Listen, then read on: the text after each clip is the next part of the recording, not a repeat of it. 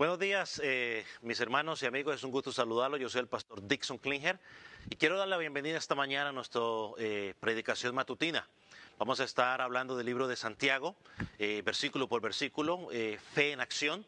Así que lo motivo para que se quede con nosotros. Si no has visto todas las predicaciones anteriores, te motivo para que vayas a nuestra página de Facebook y busque las predicaciones, o puedes ir a nuestra página de YouTube. Así que vamos a ponerlo aquí abajo para que puedas mirar la descripción. Te invito a que prepares tu Biblia y estés con nosotros. Así que gracias por acompañarnos. Así que no te vayas porque en segundos comenzamos. Dios te bendiga.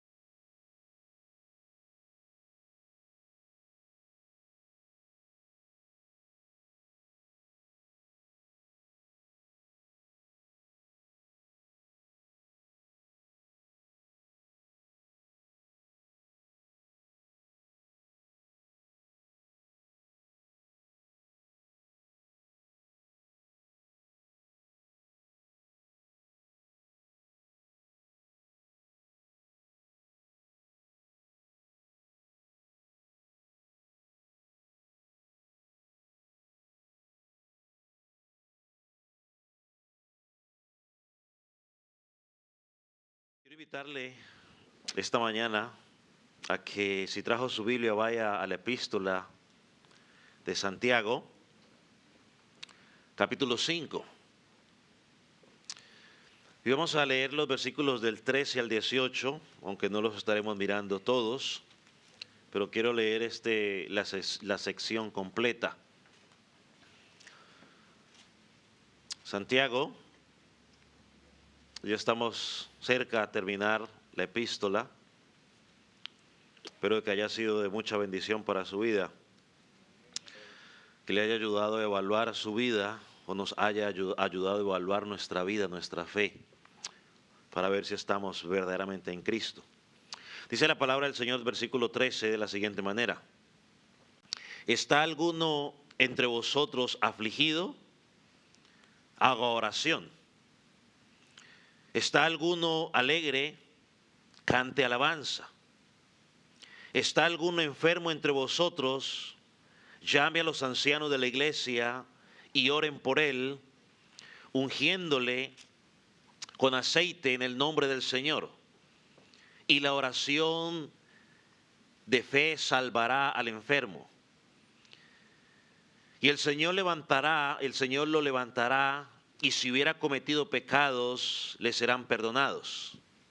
Confesad vuestras ofensas unos a otros, y orad unos por otros, para que seáis sanados. La oración eficaz del justo puede mucho. Elías era un hombre sujeto a pasiones semejantes a las nuestras, y oró fervientemente para que no lloviese, y no llovió sobre la tierra por 3 años y 6 meses. Padre, en esta mañana queremos encomendarnos en tus manos al estudiar este pasaje. Señor, que pedimos que quites toda distracción de nuestra mente, de nuestro corazón. Señor, y que tu palabra pueda hablar con claridad en nuestras vidas. Señor, como predicador te pido que yo no sea un estorbo a lo que tú quieres decir. Que no hable lo que desea mi corazón, sino que hable lo que dice tu palabra. Señor, que tu pueblo pueda estar atento a lo que el Señor tiene que decir a la iglesia por medio del predicador. Que lo podamos recibir como proveniente de ti. Señor, y oramos por aquel que no te conoce, para que hoy tu Espíritu Santo pueda convencerlo de que es un pecador y que en su pecado ha pecado contra ti, te ha ofendido a ti, Dios, y pueda venir a ti pidiendo perdón y arrepentimiento. Señor, gracias por tu palabra y por lo que harás en nuestras vidas a través de ella. En el nombre de Jesús. Amén. ¿Puede tomar asiento, mi hermano?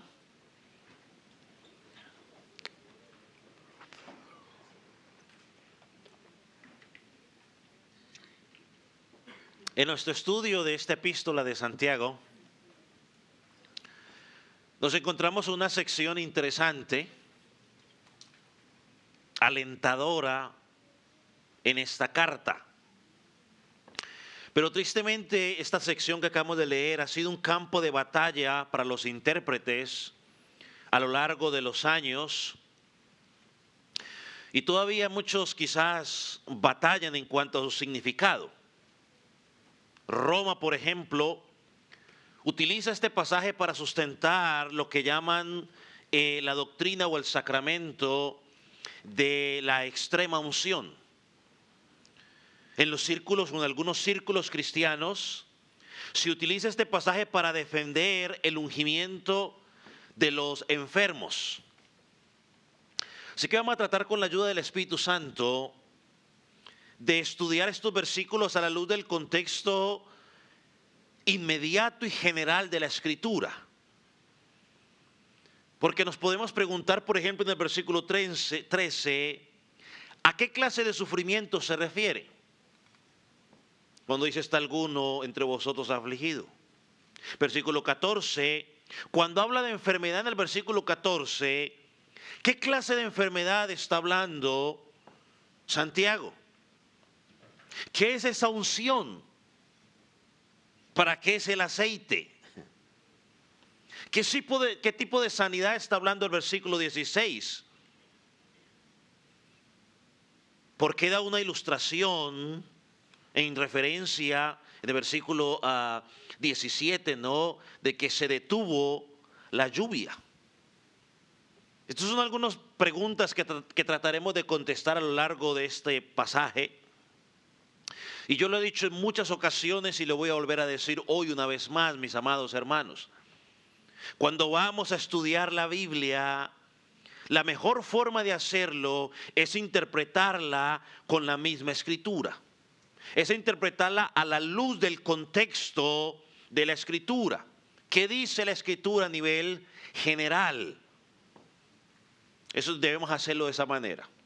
Y cuando la Escritura dice algo que no encaja en mi forma de pensar, el que tiene que ser el correctivo soy yo, porque el equivocado soy yo, no la Escritura. A veces vamos a la Escritura con un problema. Vamos a la Escritura buscando un versículo bíblico que yo pueda usar para sostener lo que yo creo. La Biblia no se estudia así. Uno va a estudiar la Biblia para que la Biblia me diga qué es lo que yo debo creer. Con eso en mente vamos a mirar lo que dice el pasaje. O pensar en el contexto de todo lo que he dicho del pasaje por si se le ha olvidado, para poder encajar lo que Santiago va a decir.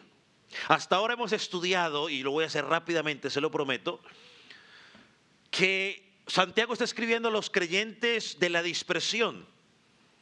Hermanos que habían sido esparcidos fuera de Palestina, fuera de Jerusalén, por la persecución que se había incrementado. Eso lo vemos en Hechos, capítulo 7, versículo 8.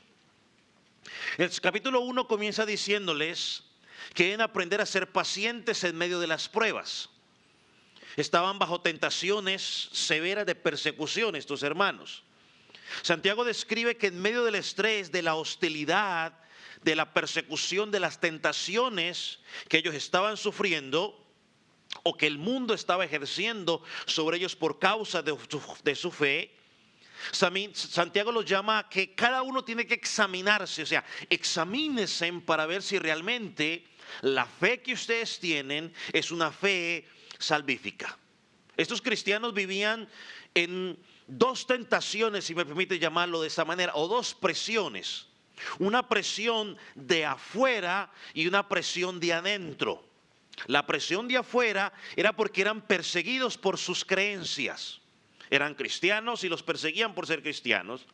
Y la presión de adentro era por sus propias concupiscencias y tentaciones con las cuales ellos batallaban. Esas concupiscencias interiores de cada uno de ellos eran alimentadas por lo que el mundo ofrece, por las pasiones que el mundo ofrece. Cuando llegamos al capítulo 5, Santiago regresa a ese tema y, por ejemplo, en el versículo 7 que ya estudiamos, les dijo lo siguiente: tened pues paciencia, hermanos, hasta la venida del Señor. He aquí el labrador espera con paciencia el precioso fruto de la tierra hasta que lleguen las lluvias tempranas y tardías. Él les dice, sean pacientes. En medio de la dificultad que usted está pasando, manténgase firmes. Y él ilustra el ser pacientes llevándolos a Job. Ustedes recuerdan la historia de Job. Un hombre que pasó momentos difíciles y Santiago le dice, mire del ejemplo de él. Y no solo de él, sino también de los otros profetas para mantenerse firmes. Ahora, con ese contexto refrescado un poco, llegamos al versículo 13 y Santiago les dice, y comienza con esta pregunta, ¿hay alguno entre vosotros sufriendo? Parece como que si Santiago estuviera siendo sarcástico. A ver, un momentico, Santiago. Vemos todo lo que estamos pasando y dice, ¿alguno entre vosotros está sufriendo? Y lo interesante es que Santiago en este pasaje nos va a guiar o nos va a enseñar cómo debe actuar la verdadera fe del creyente en momentos específicos de su vida. Eso es lo que Santiago va a hacer ahora. ¿Cómo debes actuar? Hermano, esta porción que vamos a leer, o que leímos o que vamos a estudiar, nos presenta las gracias espirituales que Dios ha dejado a nuestra disposición.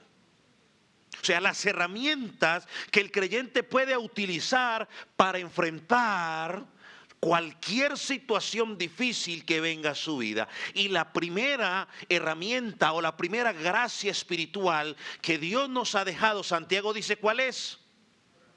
Orar. ¿Está alguno entre vosotros afligido? No se queje, no murmure, ore. Ore. Todos enfrentamos dificultades difíciles en la vida.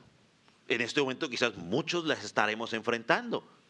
Sin embargo, desde la perspectiva bíblica o de la soberanía de Dios, estas dificultades son esenciales para la vida del creyente. Yo lo digo, si convertirse en cristiano, ser cristiano, todo fuera color de rosa, este edificio nos quedaría pequeño a nosotros. Porque todo el mundo, o toda la gente, o la gran mayoría, querría venir. ¿Por qué? Para evitar los problemas. Todo el mundo querría venir. Pero son esenciales para nuestra vida, dice la Escritura. ¿Por qué? Porque en las dificultades nos ayudan a centrarnos en Dios. Porque las dificultades nos ayudan, dice la palabra, para ser formados cada día más y más a la imagen de nuestro Salvador. Por lo tanto, en los momentos de aflicción nos brinda una gran oportunidad para acercarnos a Él.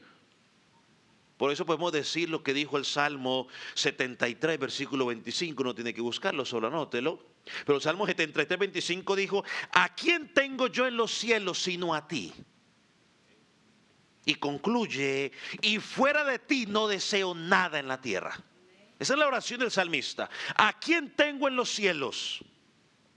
Perdóneme que tenga que decir esto, pero lo voy a decir. Yo no tengo en los cielos a mi abuelita, que ella falleció.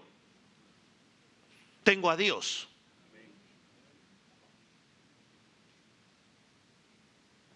Y aquí en la tierra, dice el salmista, fuera de ti no deseo nada. Porque todo lo que tiene la tierra es pasajero.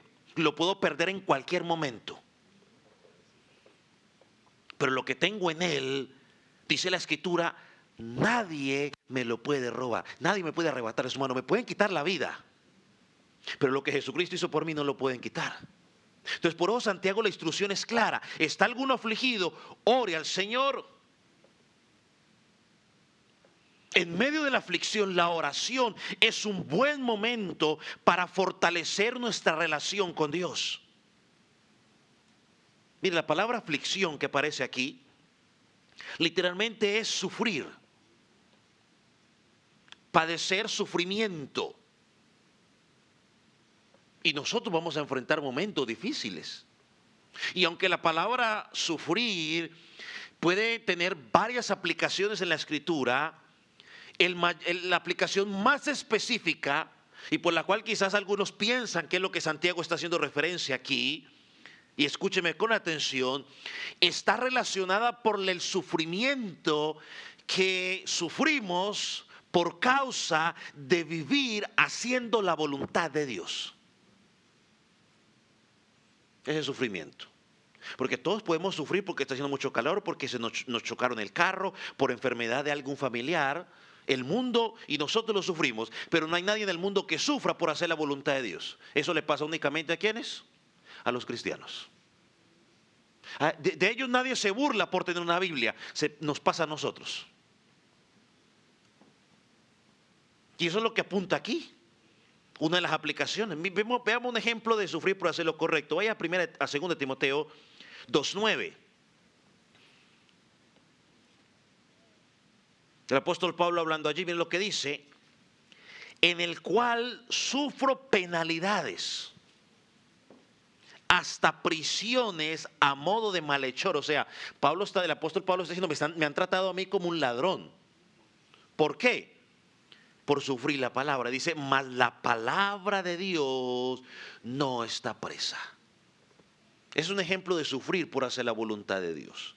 Se burlan de ti porque le estás compartiendo el evangelio a tus compañeros de trabajo. Se burlan de ti y se ríen de ti porque tú no participas de las cosas que ellos hacen.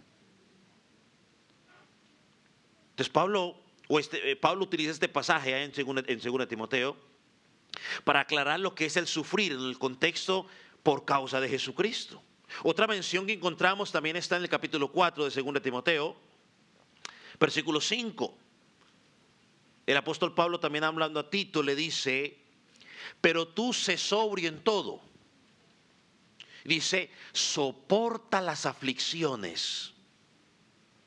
haz obra de evangelista, cumple tu ministerio, soporta las aflicciones. Por causa de Cristo vamos a tener dificultades. Entonces, si podemos soportar las aflicciones por causa de Cristo, ¿cómo no vamos a poder soportar las aflicciones que vienen por otros motivos a nuestra vida? Entonces, la respuesta adecuada del creyente frente a esos momentos de aflicción, mis amados hermanos, es la oración. Esto me recuerda a lo que ya estudiamos en Primera de Pedro, ¿no? En capítulo 5, versículos 6, 7 y versículo 10, cuando Pedro dice, echa toda tu ansiedad, ¿sobre quién? Sobre Cristo. ¿Por qué? Dice el final. ¿Por qué qué? Porque Él tiene cuidado de vosotros. Toda tu ansiedad es toda. Y recuerde que la ansiedad es la preocupación por el qué va a pasar mañana. Es estar tratando de maquinar qué va a pasar mañana sin saber si vas a llegar a mañana. Te podrá decir, por fe quiero hacer esta cosa, pero la seguridad no la tiene. Por eso dice un himno que se cantaba hace muchos años, un día a la vez, mi Cristo. Un día a la vez. Hermanos, la oración es una herramienta eficaz para el creyente en cada momento de su vida. La oración es la medicina más efectiva. Y usted estará diciendo, sí, pastor, eso lo sabemos. Es que no se trata si lo sabe o no lo sabe. El problema, ¿sabe cuál es el problema? Que cuando estás en la aflicción es lo último que haces. Entonces no me diga que lo sabes. Porque cuando estamos en el momento de aflicción, lo último que hacemos es eso. Porque entonces luego empezamos, es que no voy a decir mejor lo que empezamos a decir, pero usted sabe lo que decimos. ¿Sabe qué pensaba? En la oración de Jonás, en el vientre del pez. ¿Usted recuerda? Jonás capítulo 2, versículo 7, tiene que buscarlo. Dice Jonás allí que cuando mi alma desfallecía, me acordé de Jehová y mi oración llegó ante ti en tu santo templo. Hermano, más claro no se puede. En momentos de aflicción, ¿qué debo hacer? Orar. Así tu carne te diga, no, no ores. Así aunque tu carne en el momento te esté diciendo, eso no es lo correcto. No, espiritualmente eso es lo correcto. Porque en la oración encontrarás el refrigerio que necesitas. No que se quite el problema, no. El refrigerio que necesitas, la fortaleza que necesitas para poder enfrentar lo que estás pasando o lo que viene a tu vida.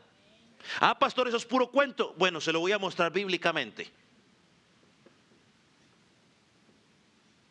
Con nuestro mayor maestro, Mateo capítulo 26, versículo 36 al 39. Búsquelo, por favor. Él es nuestro modelo perfecto.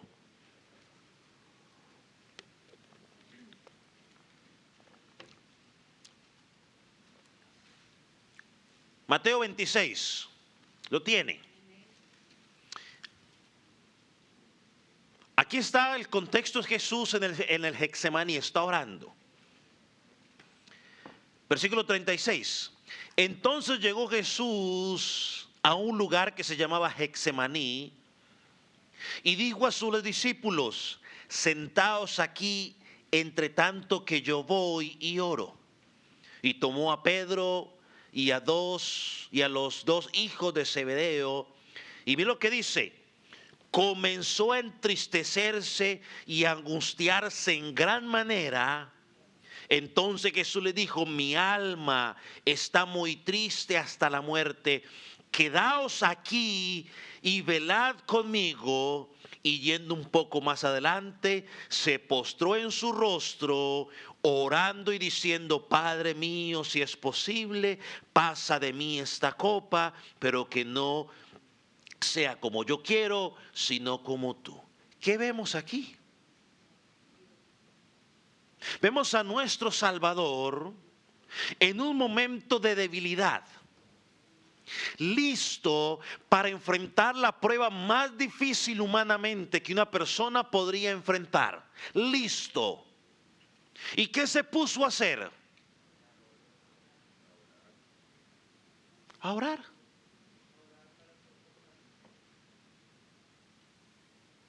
Y como yo no sé, necesito la ayuda. ¿Y qué le pidió a los que estaban al lado con él que hicieran?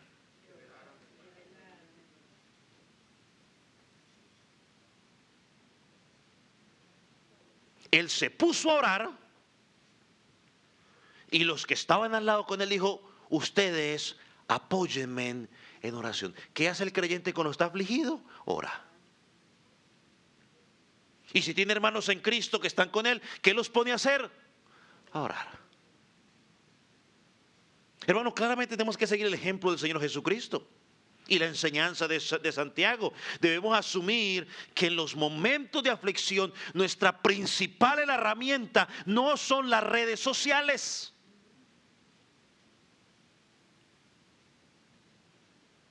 Estado de ánimo triste, no. La principal herramienta del creyente es tirarse al piso en oración y desahogarse en el Señor. Pero ponemos allá estado de ánimo triste para que todo el mundo empiece, like, que te amo, quiero por ti, buscando llamar la atención. Dóblese a orar. Busque a su grupito cercano, porque todos tendrán su grupito cercano. El que diga que no me está mintiendo, todos tendrán su grupito cercano. Llame a su grupito cercano y dígale, mire, vea, voy a orar, esté orando conmigo, apóyeme en oración. Eso es el creyente. Y eso es lo que Santiago está diciendo aquí.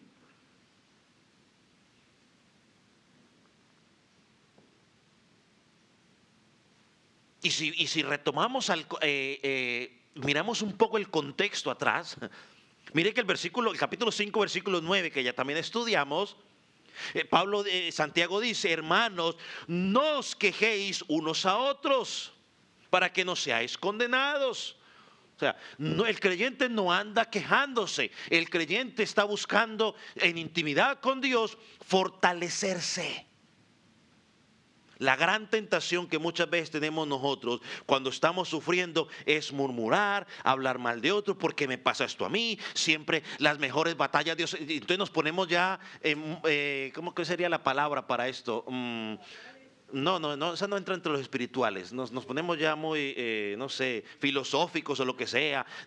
Es que Dios a sus grandes guerreros les da las batallas más grandes. No, pura carreta.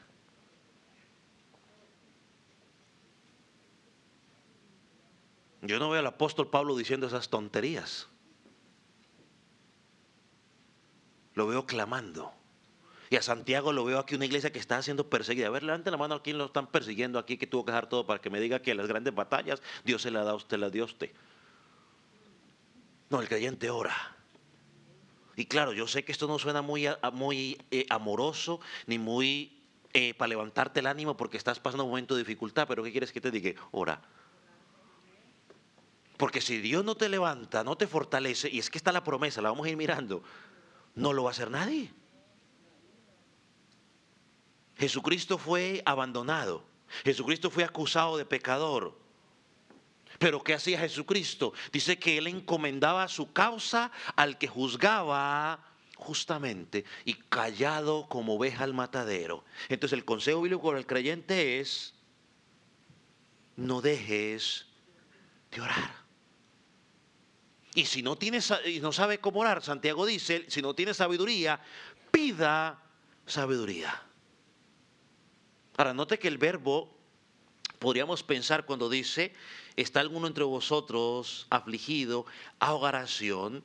Es un verbo que está en presente continuo, que habla de la necesidad constante del creyente de estar en oración.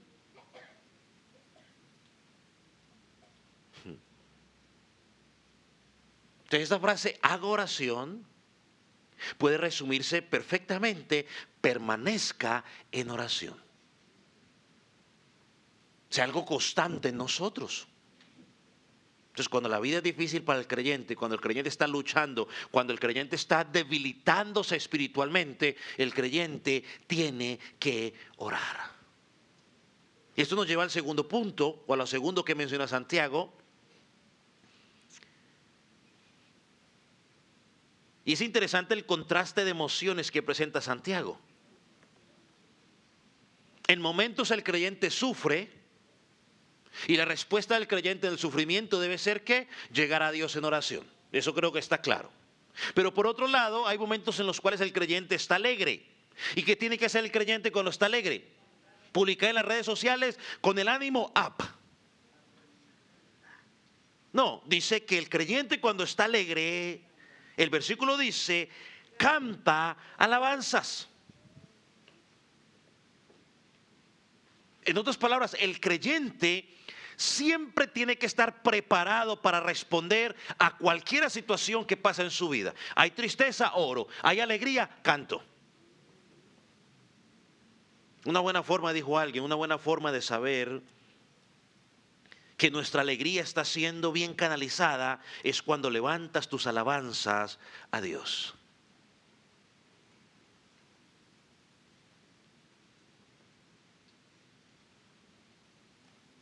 Hermanos, entendamos esto, por favor.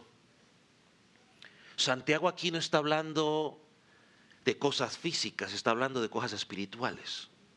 Aquí no está hablando, está contento porque tiene carro nuevo, no está hablando de esas cosas. Está hablando de las victorias espirituales que se tienen. Por favor, no vaya a pensar que ya tengo el iPhone nuevo, entonces tengo que cantar. No, no está hablando de esas cosas triviales. El que está en Cristo busca las cosas de arriba, no las de aquí. Está hablando de esas victorias espirituales que has logrado. Por ejemplo, estabas en una aflicción, estabas derrotado y entonces oraste, Dios te levantó. Ahora, ¿qué tiene que hacer el creyente? Como ya se levantó, alaba al Señor. Si tu alma está sufriendo, ora. Si tu alma está teniendo la victoria, está feliz, canta alabanzas al Señor. La palabra alabanza que presenta aquí, cante alabanzas, en el griego es una palabra hermosa que voy a tratar de pronunciarla bien. Pasaleto, de donde proviene la palabra salmos. Entonces lo que básicamente está diciendo es: canta la Biblia. Canta la Biblia. Hermano, la oración y la alabanza en el cántico a Dios son básicas para el consuelo espiritual del creyente. Los dos están estrechamente relacionados. Recuerda que Efesios, cuando habla de la llenura del Espíritu Santo, yo entiendo la llenura del Espíritu Santo como enseña la palabra, y una de las características de la llenura del Espíritu Santo, según Efesios, es que el que está lleno del Espíritu Santo canta salmos, himnos y cantos espirituales al Señor. Esto me lleva a un pasaje que usted y yo conocemos muy bien porque lo mencionamos en muchas ocasiones. El apóstol Pablo y Silas. ¿Dónde estaban el apóstol Pablo y Silas? Estaban en Filipos y estaban encarcelados por causa de ¿qué? De predicar el evangelio. Y dice que los pusieron no en la celda regular. ¿Los pusieron dónde? En el peor de los peores. Y para completar le habían puesto un cepo. Pastor, ¿qué es un cepo? Una herramienta de tortura que usaban, donde ponían la cabeza aquí y las manos aquí y algunas veces los pies. Y estaba más o menos así. Y dice que en esa condición comenzaron a quejarse y decir: Dios, ¿por qué me pasa esto a mí, Señor? Si yo soy tan buena persona, Señor. Y lo gritaban a todos lugares. ¿Cierto que eso hacían? Bueno, la Escritura enseña todo lo contrario, que en esa condición a la medianoche, no sé por qué yo agregué medianoche, porque en esa condición a la hora que sea, ¿quién va a estar durmiendo? Nadie. Pero bueno, pero a la medianoche dice que estaban orando y al mismo tiempo estaban ¿qué? Cantando himnos al Señor. Y dice la escritura, usted lo puede leer, no tenemos tiempo de ir allá, que su oración y su cántico era tan fuerte, gracias, que los demás presos los escuchaban.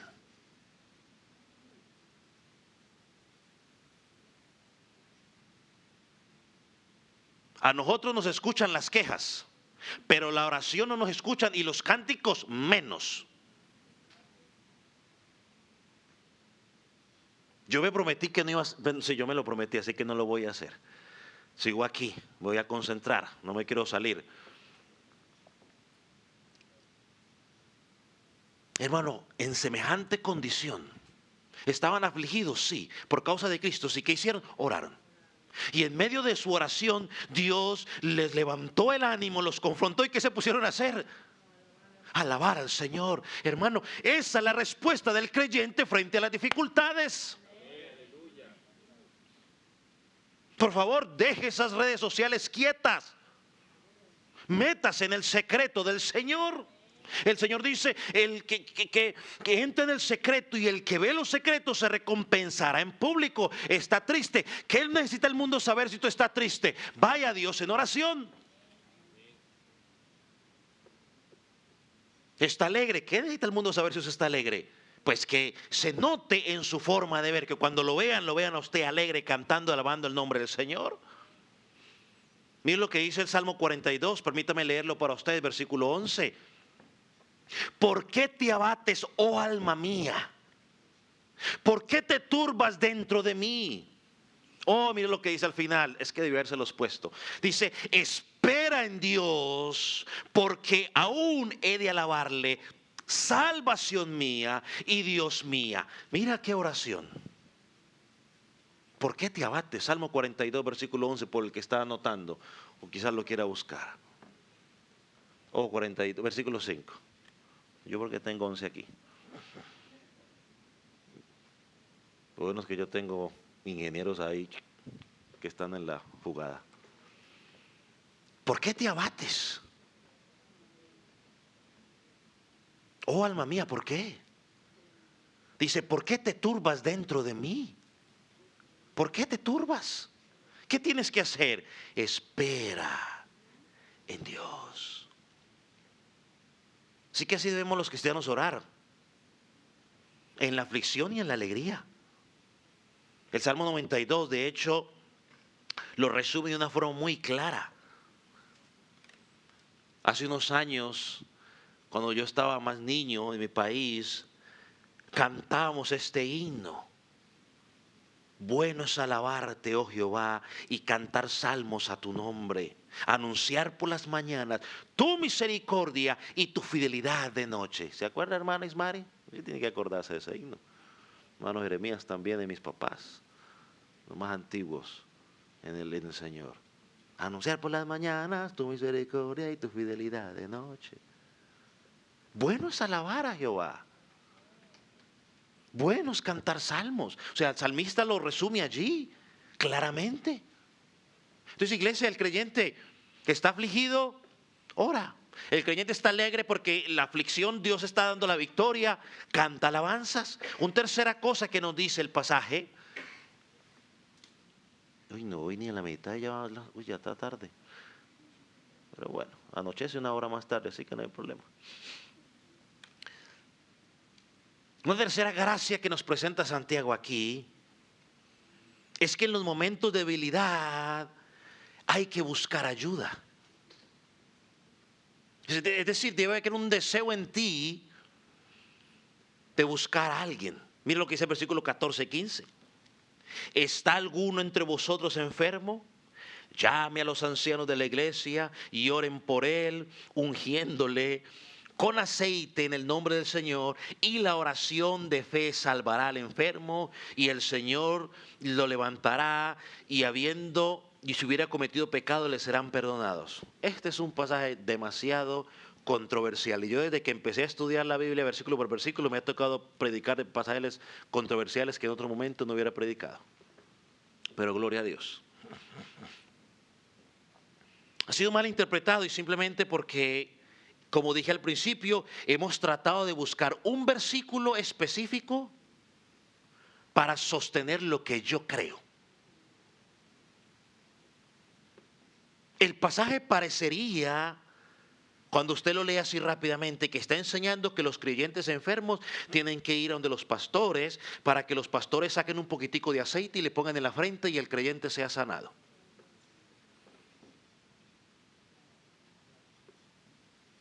Pero no, usted me está diciendo que no, pero ahí parece enseñar eso.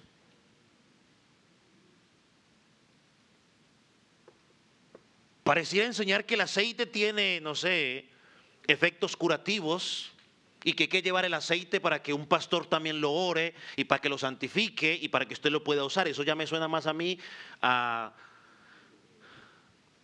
brujería, dice el hermano.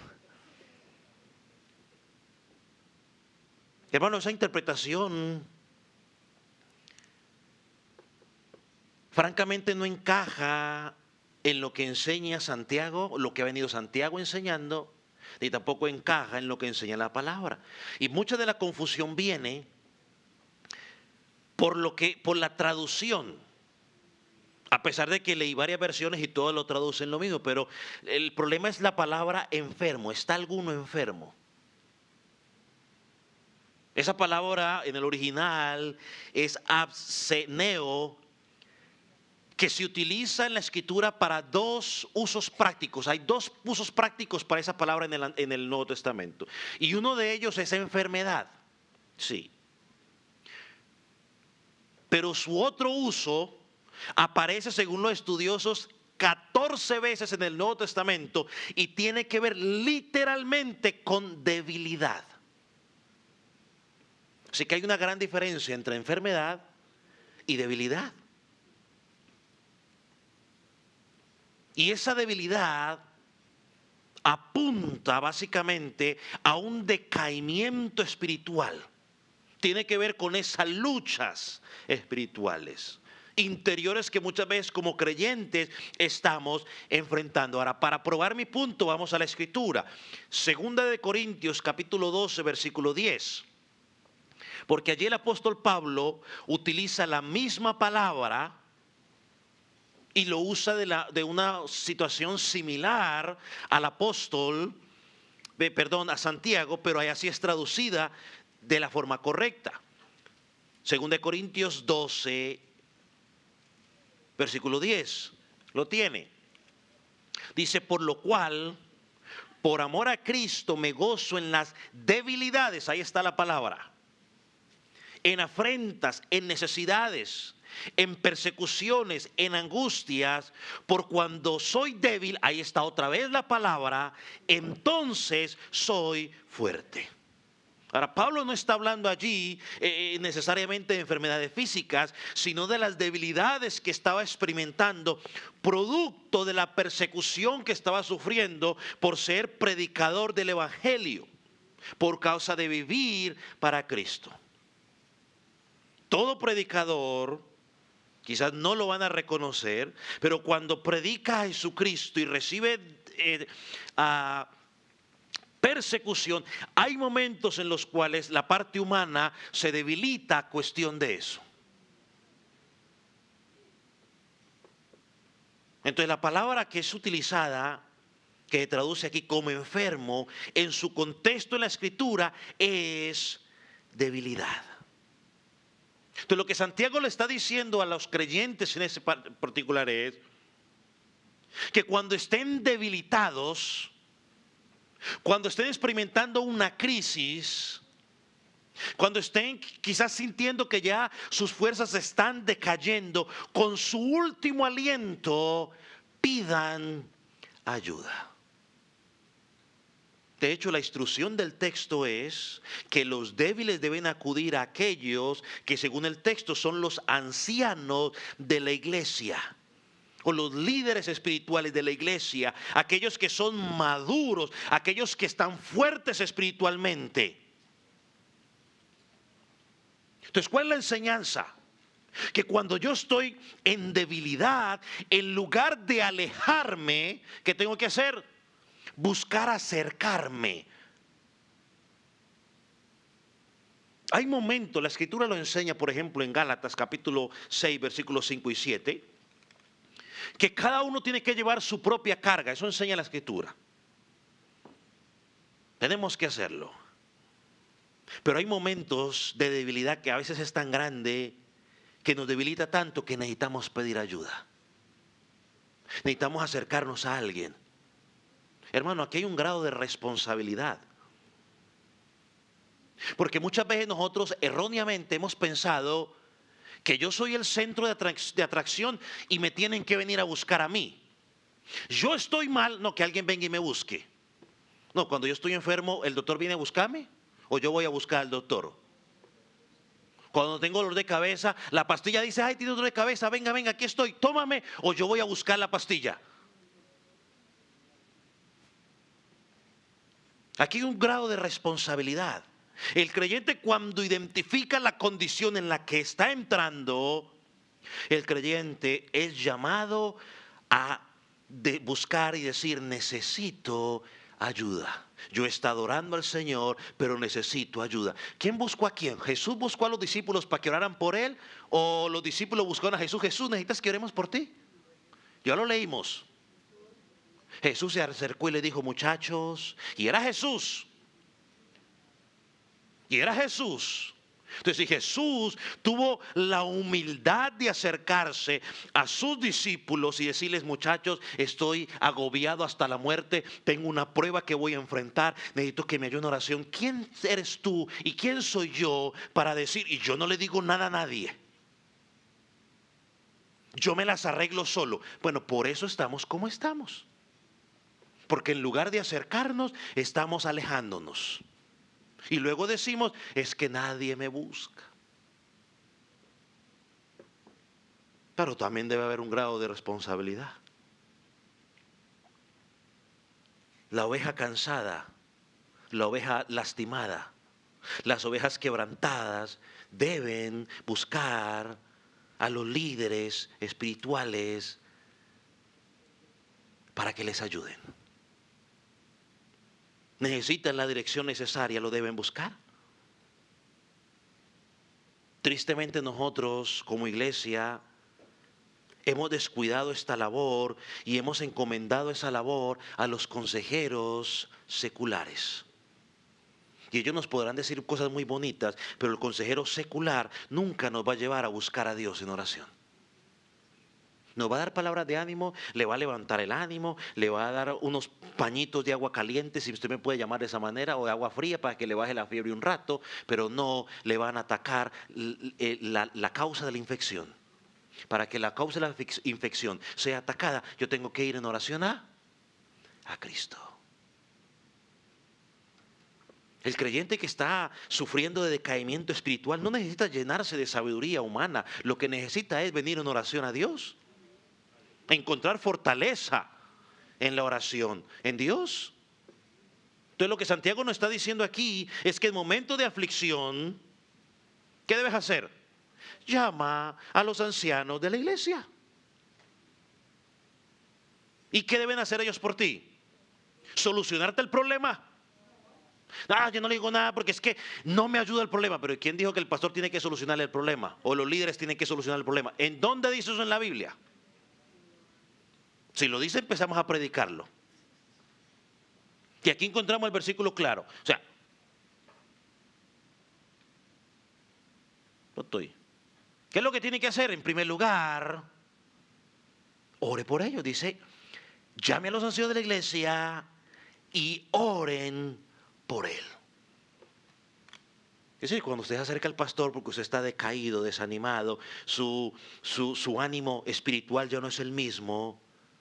La primera cosa que como pastor yo tengo que hacer con usted es orar con usted y por usted.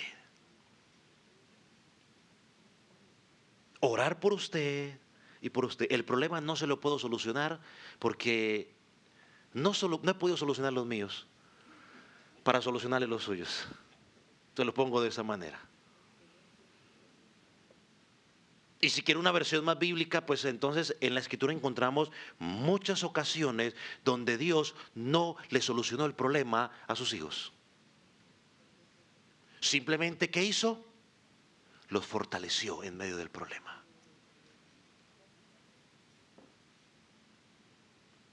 ¿A Daniel le solucionó el problema? No, él cayó al foso, pero ¿qué pasó en el foso? Lo guardó. A los otros muchachitos los metieron a la paila ardiendo, los fortaleció. Hermanos, muchas veces es necesario que estés en ese problema, que yo esté en ese problema, pero Dios te va a sostener. Lo segundo que tiene que hacer el pastor es ir a comprar aceite de olivo y empezar a echarle en la cabeza y decirles, no. Dice, ungiéndolo con aceite en el nombre del Señor. ¿Para qué significa esto? ¿Qué tiene que ver el aceite aquí? Entonces, y lo digo en broma, pero la verdad, mucha gente piensa que tiene que ser aceite de olivo, un aceite especial que haya sido bendecido por Dios. Hermano, eso me suena a mí a agua bendita. ¿Qué efecto tiene el agua bendita? Ninguno. O sea, a veces decimos cosas de Roma, pero nosotros no estamos muy lejos, porque ellos tienen el agua bendita, nosotros tenemos el aceite bendito. Las dos son mentiras.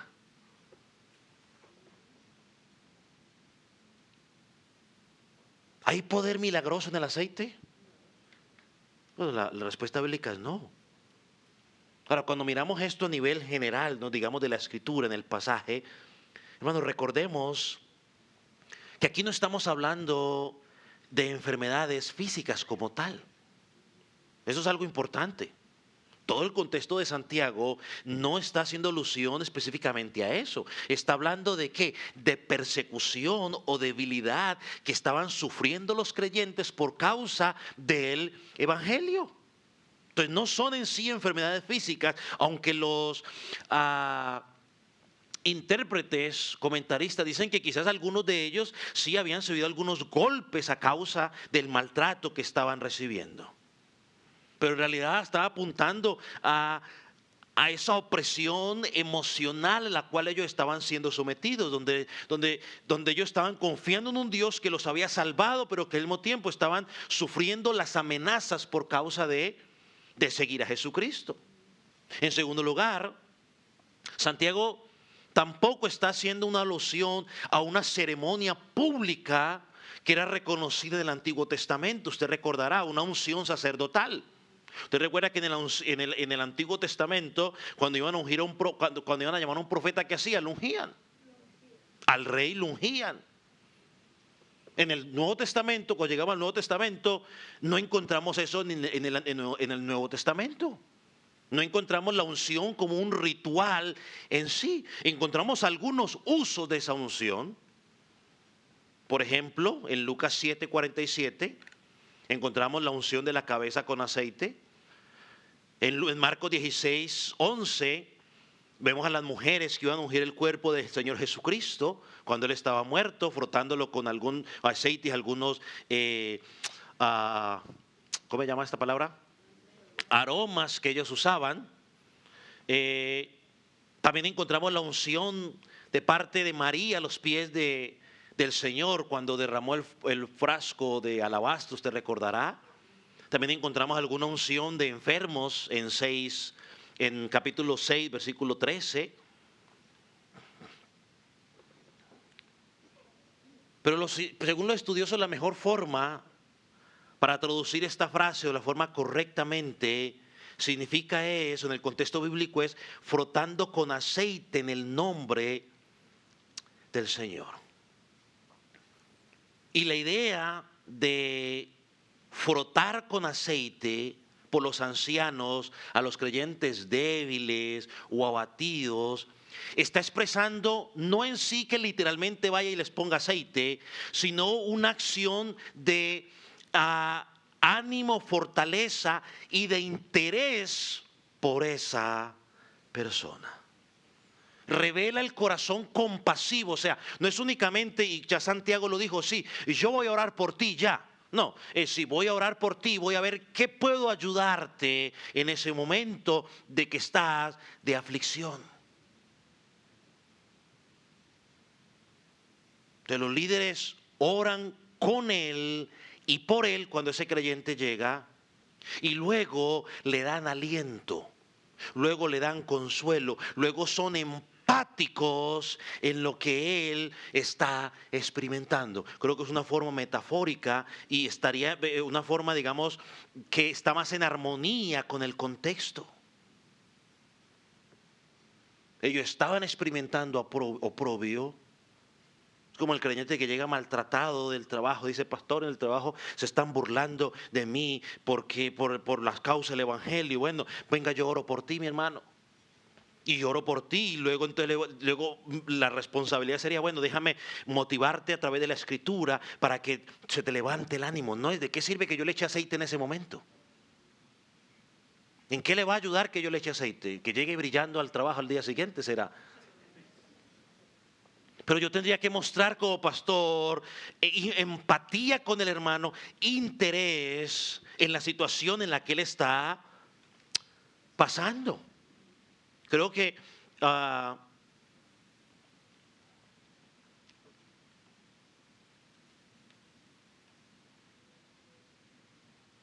entonces, volviendo aquí, cuando te sientes debilitado, creo que nos corresponde a los dos, ¿no? Tanto a los liderazgos como a los creyentes. Cuando estás debilitado, toma tu último aliento que te queda, acude al liderazgo espiritual y di, necesito ayuda. Me estoy desanimando.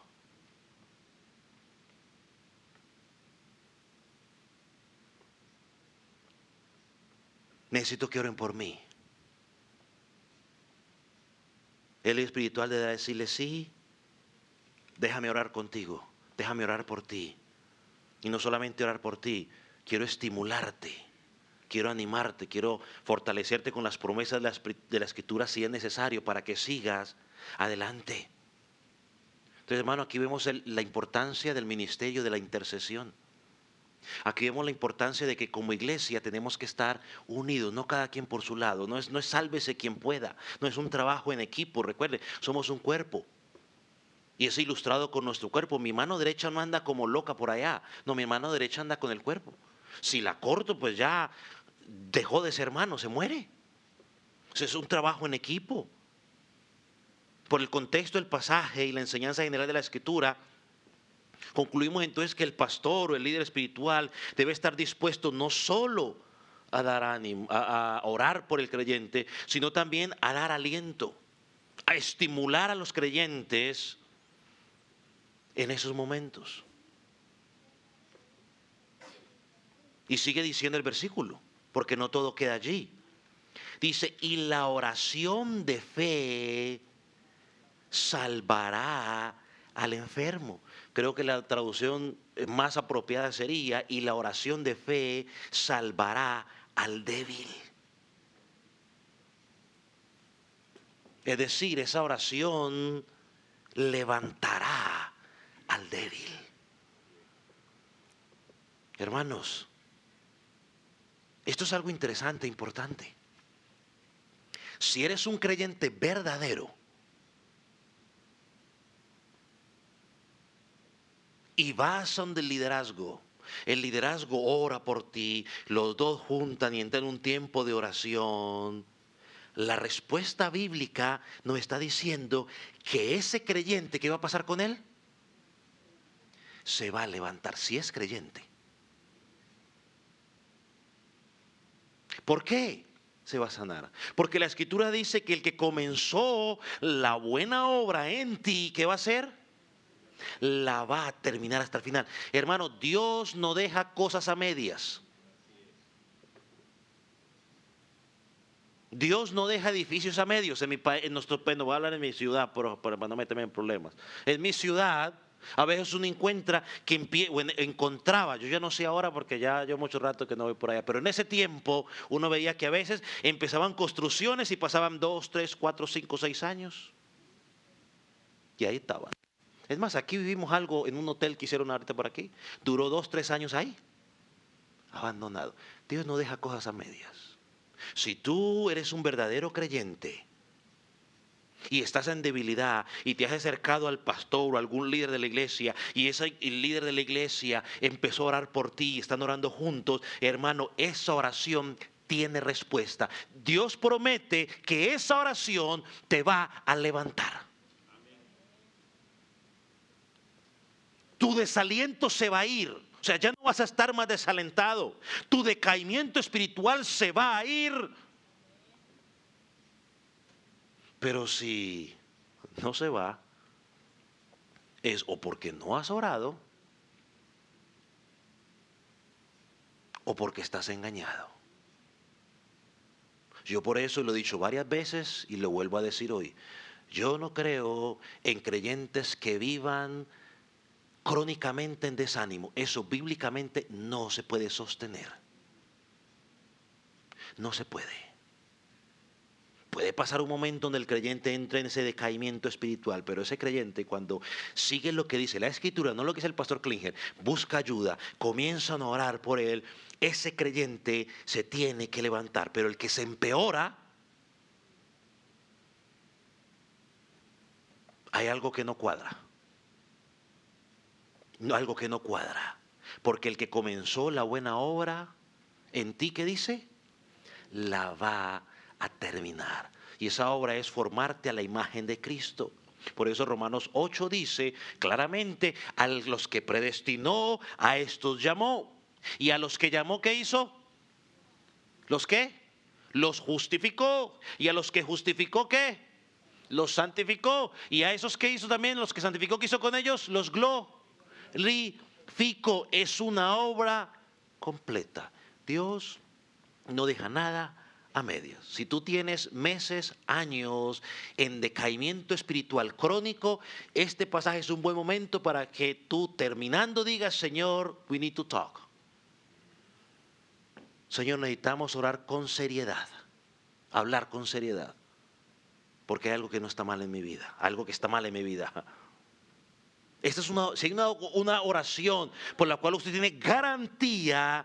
Es que cuando un verdadero creyente ora porque está pasando por debilidad, Dios le va a contestar. Porque sigue diciendo el pasaje aquí: y la oración de fe salvará al enfermo. Mira lo que dice: y el pastor lo levantará. El Señor lo levantará. Y si hubiere cometido pecados, le serán perdonados. Alabado sea el Señor. Esto confirma la importancia de pedir ayuda, porque en ese momento de decaimiento espiritual donde uno puede entrar, de pronto, si el pastor está orando por mí, me está dando ánimo, pero al conversar con él, yo identifico que de pronto hay algún pecado en mi vida, que la condición en la que estoy es producto de un pecado, y cuando le pido perdón a Dios, dice aquí: y si hubiera cometido pecado, ¿qué pasa? Le será perdonado. Primera de Juan dice que si confesamos nuestros pecados, ¿qué dice? Él es fiel y justo para perdonarnos y limpiarnos de toda maldad. Hermanos, el beneficio del consuelo, de la intercesión con los ancianos de la iglesia es grande cuando yo estoy en ese momento de debilidad. Dice el texto: Él te levantará. Hay un canto que se cantaba por allá: Él me levantará. Se podría traducir, dice un comentarista, esta palabra Él me levantará, se podría traducir como Él me despertará. ¿Y por qué despertar, pastor? Bueno, porque de repente te das cuenta en la condición en la que estás. El que está en debilidad y no está buscando ayuda, hermano, está dormido en los 3 segundos. Está dormido en su orgullo. Yo no voy a decir nada. Es que al fin y al cabo ni me van a ayudar. Bueno, es que nosotros lo único que podemos hacer es orar contigo y por ti. El que te va a levantar es el Señor. El que te va a perdonar es ¿quién? El Señor. Hermano, no vaya al pastor esperando que el pastor le solucione el problema. Yo no voy a poder solucionar problemas. A veces la gente se molesta y dice: pero es que no, ¿y qué te dijo? ¿Y te ayudó? No, no me solucionó el problema. Pues yo no le puedo solucionar problemas. Hay problemas que no se van a poder solucionar. pero lo que sí puedo es orar contigo y por ti. Darte ánimo para que sigas adelante, para que esperes en el Señor. Te resumiendo lo que hemos dicho hasta aquí para terminar. ¿Estás afligido? ¿Qué tienes que hacer? Orar. ¿Estás alegre? ¿Qué tienes que hacer? Cante alabanza. O si usamos la palabra de alabanza, cante salmos. Es decir, vaya y empiece a cantar, por ejemplo, el Salmo 100. Cantad alegres a Dios. ¿Qué sigue diciendo? Habitante de toda la tierra. Pues hermano Jeremías, ¿cómo le va a olvidar ese salmo a usted? No puede ser. ¿Está en debilidad? Está ya, que está al punto de que se cae, que ya no quiere saber nada, es que ya no quiero volver a la iglesia. ¿Qué tiene que hacer? Según el pasaje, vaya, busque al pastor, que ore por usted, que ore con usted, que le dé aliento, que lo lleve a analizar, evaluar por qué quiere tomar esa decisión. Y Dios dice que Él te va a levantar. Si todavía sigues en desánimo, estás ahí porque quieres. Porque quizás estás diciendo, hasta que el pastor no venga, yo no voy a hacer nada.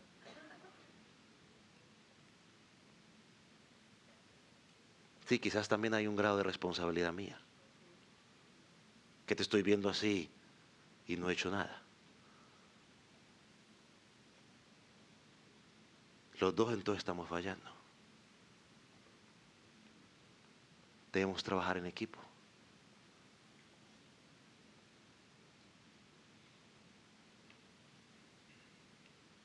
Y dice, Él te va a levantar.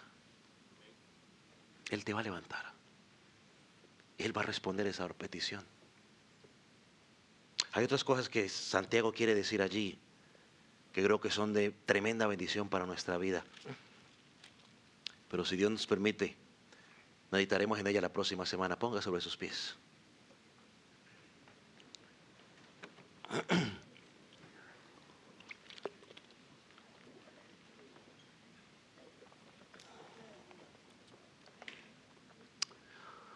Padre, gracias por tu palabra.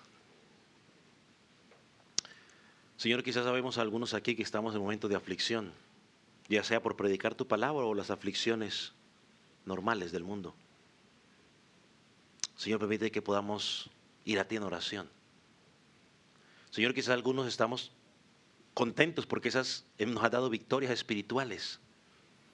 Señor, permite que podamos también cantar salmos de agradecimiento a ti.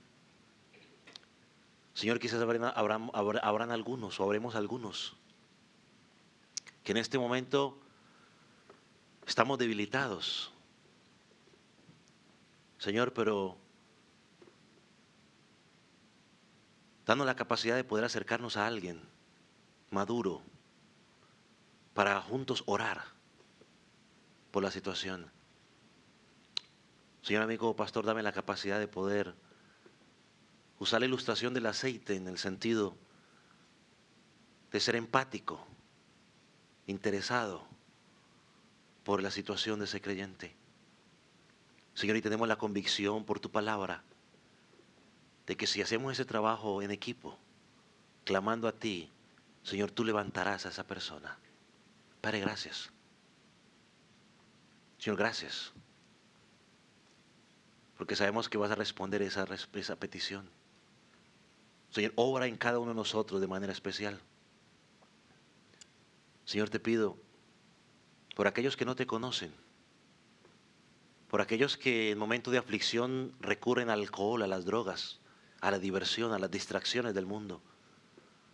Señor, que ellos entiendan de que hay algo mejor, que eres tú, Cristo. Llévales a entender de que en ti hay salvación, en ti hay esperanza, en ti hay consuelo en medio de la dificultad. Llévalos a entender de que son pecadores, han pecado contra ti. Y hoy puedan, Señor, buscar perdón y arrepentimiento.